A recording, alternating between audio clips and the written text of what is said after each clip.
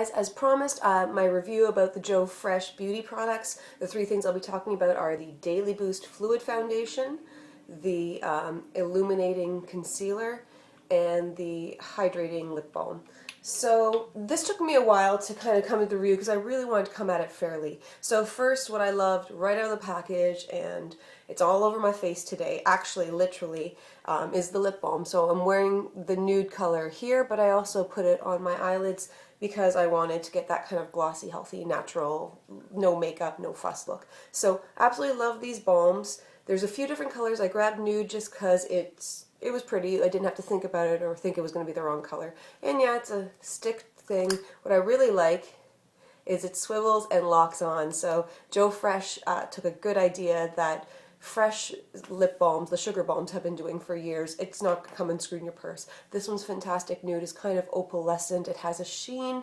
And actually, if you do have a pigmented lip, it'll definitely tone it down. So, oh my gosh, grab that one. Okay, so the next two products, the one that I solidly like is the the Illuminating Concealer. Now, I solidly like this one because it reminded me a little of the NARS Radiant Creamy Concealer, but I don't mean that in totally a good way because at first I thought it was getting really crepey under the eye, and I find that the NARS Creamy Concealer did that to me too. So let me show you here. So it's got this lovely, really surprisingly dense consistency, which I really, really like. And it definitely has a nice, if I can get that blended in pretty well.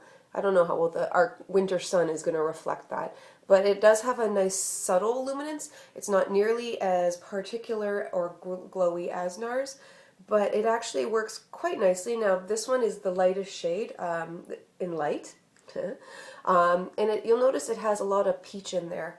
Actually, that's not a bad thing because when I put it on under my eyes, it did a pretty good job covering my purples. I mean, I didn't have to put any red lipstick under there to balance it first, as we know that works. But I'm pretty happy with that. So it works okay, and considering it's like 1/3 or less than that Radiant Creamy Concealer, give that one a try. The third one was the one that I started out liking, then hating, then being confused around, and now I'm back to liking it. So I didn't really want to review it till I had a good sense of why I hate it. The first time I put it on, it looked patchy and terrible, and I discovered that the moisturizer I was using was expired and it was making everything sit terribly. I looked like I had dry skin. First I blamed this, but it wasn't the foundation's fault. Actually, the foundation is meant to give a hydrating or dewy finish. Now that I'm not so sure about.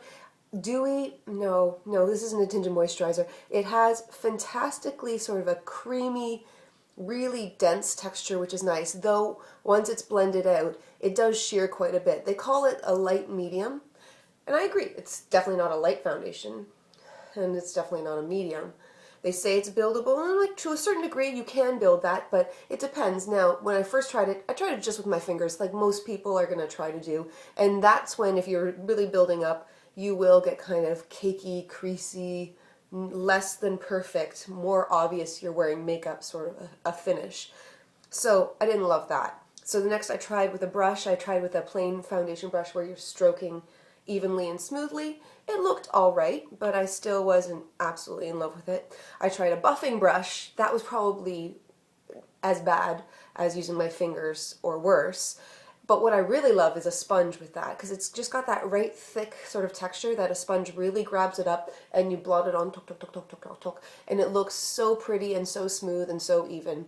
So yeah, I definitely say get that foundation. It's probably one of my favorites that I've had a chance to play with in a drugstore recently.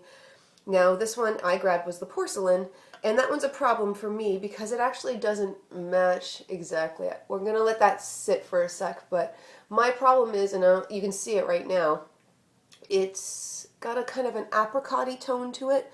So for someone who's very fair or a little more cool toned, that apricot eventually it oxidizes and my face kind of looks orangey.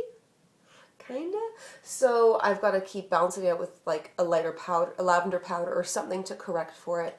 And that's a lot of work. It's fair for a $10, I don't know, $15 foundation.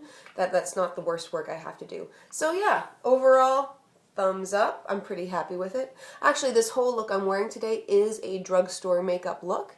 I'll leave it below every product I've used if you're curious about how to get a drugstore look like this. Oh, and also, yeah, new hair color. Pretty happy. I couldn't pick a color, so, you know, grab them all. I went for the rainbow sort of experience in my hair. And so I'm trying to wear more, since I've got more color up top, trying to do more neutrals here sometimes. Anyway, guys, have a great day. Thank you so much.